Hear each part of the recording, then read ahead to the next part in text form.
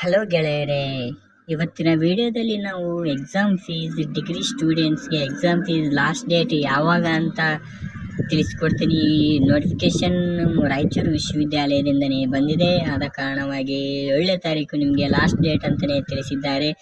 ಈಗ ನೋಡಿ ನಾನು ಓದುತ್ತೇನೆ. ಈ ಮೇಲ್ ಕಾಣಿಸಿದ ವಿಷಯಕ್ಕೆ ಸಂಬಂಧಿಸಿದಂತೆ ರಾಯಚೂರು ವಿಶ್ವವಿದ್ಯಾಲಯದ ಅಧೀನದಲ್ಲಿ ಬರುವಂತಹ ರಾಯಚೂರು ಮತ್ತು ಯಾದಗಿರಿ ಜಿಲ್ಲೆಗಳಲ್ಲಿನ ಪದವಿ ಮಹಾವಿದ್ಯಾಲಯಗಳ ಪ್ರಾಂಶುಪಾಲರಿಗೆ ಈ ಮೂಲಕ ತಿಳಿಸುವುದೇನೆಂದರೆ 2023-24ನೇ ಸಾಲಿನ ಸ್ನಾತಕ UG